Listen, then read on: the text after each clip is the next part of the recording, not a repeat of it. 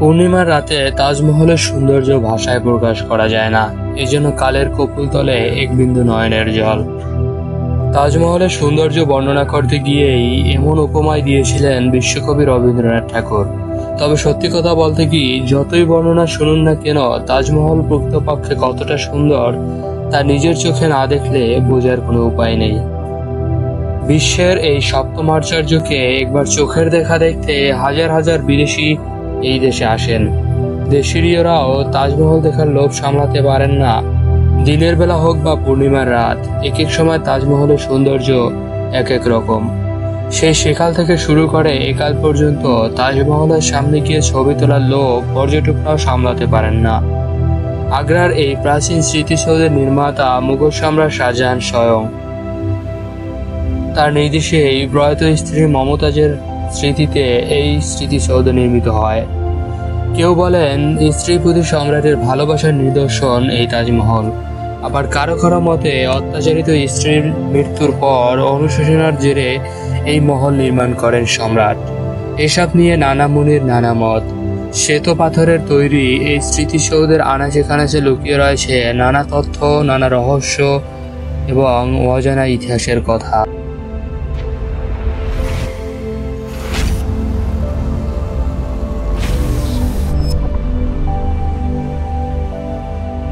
আজকে আমরা খুঁটিনাটির এই এপিসোডে তাজমহলের সবকিছুই বিস্তারিত জানার চেষ্টা করব। একাধিক বেগমের বাদশাহ শাহজাহানের তৃতীয় স্ত্রী মমতাজ বেগমের সঙ্গে সম্রাটের বিবাহিত জীবন ছিল মাত্র 19 বছর। অথচ মাত্র 19 বছরের বিবাহিত জীবনে মমতাজ শাহজাহানের 14টি সন্তান প্রসব করেন।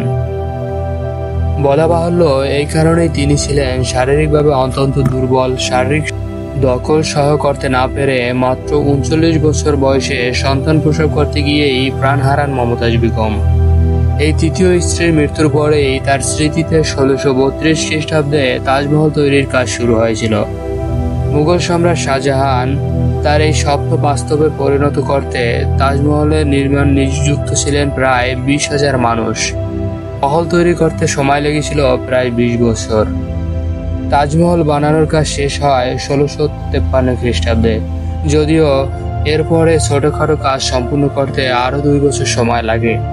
এটি তৈরি করতে খরচ হয়েছিল প্রায় 3,20,00,000 টাকা। তাজমহলের দেয়ালে যে সকল হস্তশিল্পীর ব্যবহার করা হয়েছিল তা বেশিরভাগই মুসলিম ধর্মগ্রন্থ কোরআন শরীফ থেকে নেওয়া হয়েছিল।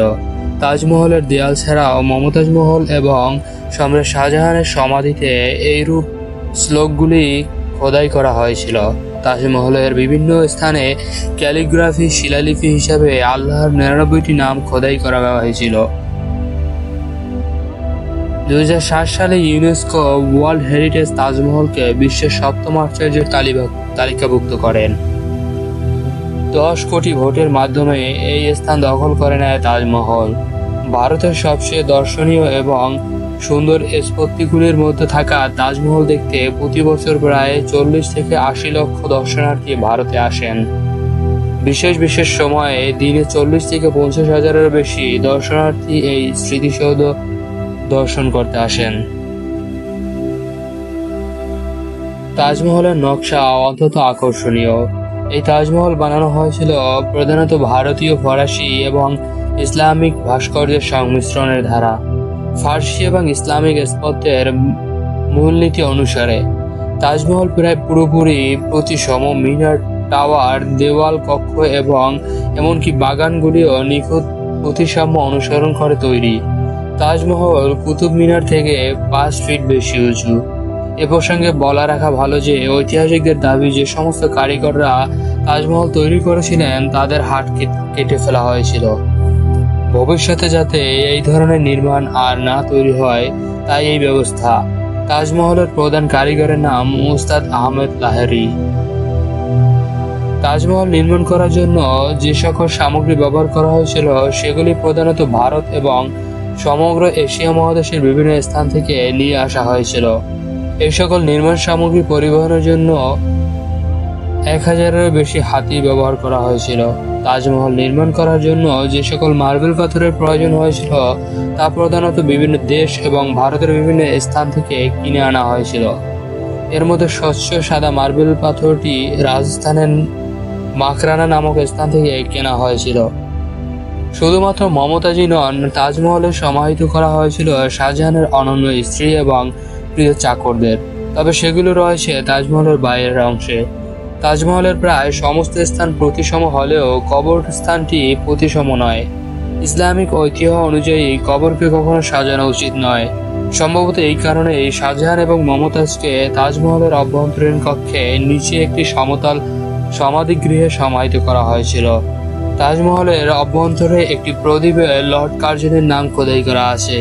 সেই পাথরের ওজন প্রায় 60 কেজি এবং এটি তাজমহলের মূল দরজার একদম সামনে রাখা আছে, যাতে দর্শনার্থীরা তাজমহলে প্রবেশ করে এটা দেখতে পান।